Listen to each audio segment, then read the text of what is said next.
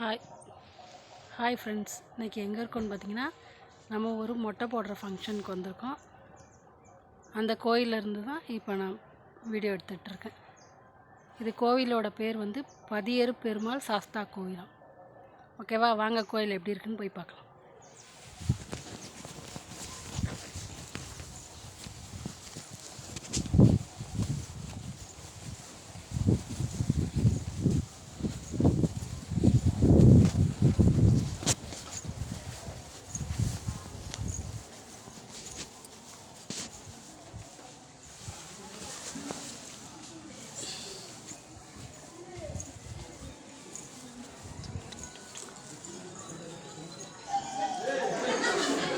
கையை பிடிங்க.